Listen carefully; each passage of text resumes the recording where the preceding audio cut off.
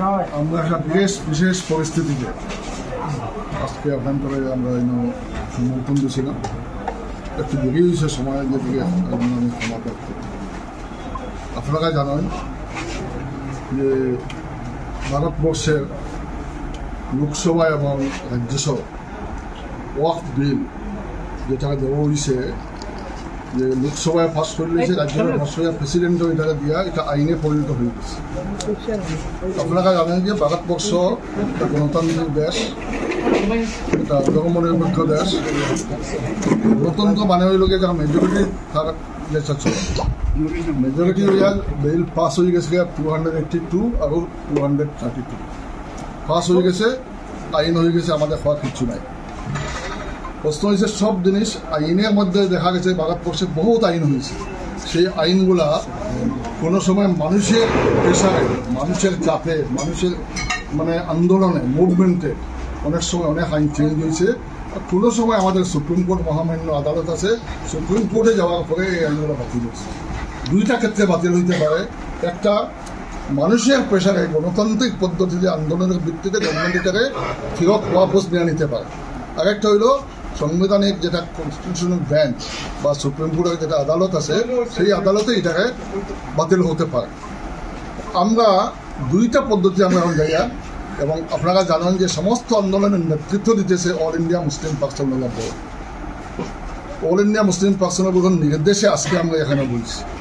বিভিন্ন জায়গায় তারা নির্দেশ দিয়েছেন, সেই নির্দেশে আমরা বলছি। এবং পার্সোনাল বোর্ড যেটা আছে অল ইন্ডিয়াতে, এই পার্সোনাল আন্দোলনের যন্ত্রমন্ত্র দেখছেন আপনারা। মুসলিম সংগঠন ছাড়াও বিভিন্ন কাস্ট কমিউনিটি কি এই মানুষগুলো ওইটার মধ্যে আছে, শিখ আছে, জৈন আছে, সাধারণত হিন্দু আইসেন যন্ত্রমন্ত্র আপনারা ফটোগুলো দেখছেন। ঠিক তেমনি আজকেও আমরা এখানে বলছি বিভিন্ন সংগঠন। আজকে আমরা বলছি বিশেষ করে মুসলিম যেটা সংগঠন যেগুলো আছে, এবং আমরা ইয়ং জেনারেশন আছে, সিভিল সোসাইটির কিছু মানুষ আমরা নিমন্ত্রণ হয়েছি। আজকে খুব ছোট আমরা একটা মেইন নেতৃবৃন্দগুলি আজকে বলছি বিভিন্ন সংগঠন যারা প্রকৃতপক্ষে মানুষের নেতৃত্ব দেয়। কোনো সময় সমস্যা আসলে বা কোনো সময় অসুবিধা হইলে এরাই আমাদের সামনে প্রথম দিকে থাকে, সম্মুখে থাকে আমাদের নেতৃত্ব দেয়।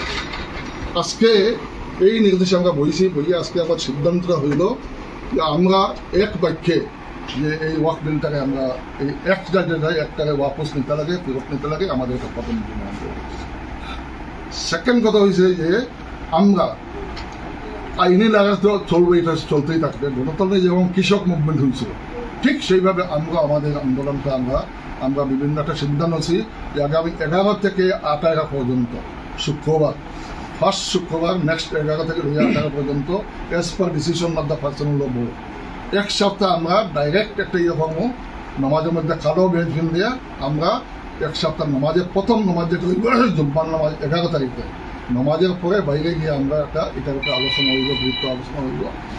আর সেকেন্ড হলো এই সপ্তাহের মধ্যে একটা প্রোগ্রাম হইব বিভিন্ন জাতি জনগোষ্ঠী, সিভিল সোসাইটি, অন্য ধর্মাবলম্বী লোক, সেকুলার মানুষ, ধর্মনিরপেক্ষ মানুষ, তারার লগে আমরা অ্যাকাউন্টেবল কনফারেন্স হব, তারার লগে আলোচনা করবো, যাতে এই আন্দোলনটা শুধু মুসলিম ওরিয়েন্টেড না।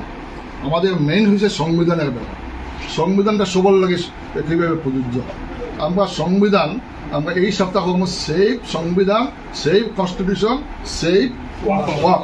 এটা আমাদের নিজেদের দেওয়া হয়েছে, ওখান থেকে আমরা এটা করছি আর কি। আপনারা এটা করতে পারেন, এই all India Muslim personal save walk, save constitution, এই দুটা স্লোগান নিয়ে আমরা আগামী 11 থেকে 18 তারিখ পর্যন্ত চলবো। আর আমরা অন্যান্য মানুষের নিয়ে, সেকুলার মানুষের নিয়ে আমরা বই আমরা বুঝাইব। এটা শুধু মুসলমানের ব্যাপারটা না, এটা সংবিধানের প্রতি এটা হস্তক্ষেপ। এটা আর্টিকেল 25, 26, 27, 28, 29 এই আর্টিকেলের মধ্যে ফান্ডামেন্টাল রাইট যেগুলো আছে এগুলোর মধ্যে it is attack on the constitution, not only Muslim. আমরা এটাকে ওই লাইনে নিতেও চাইতেছিলাম, যেহেতু আমরা বিলটা যখন আলোচনা হয়েছে পার্লামেন্টে, যথেষ্ট মানুষ নন মুসলিম মেম্বাররা ভালোভাবে সুন্দরভাবে এটাকে উপস্থাপন করছে। গতিকে এইটা হলো আমরা সেকেন্ড দিয়ে। থার্ড হইল যে আমরা বিভিন্ন জায়গায় দেখতেছি আমরা যুবক বন্ধুরা বিভিন্ন সময় তারা কিছু প্রোগ্রাম রয়েছে, বিভিন্ন সময় তারা করতো।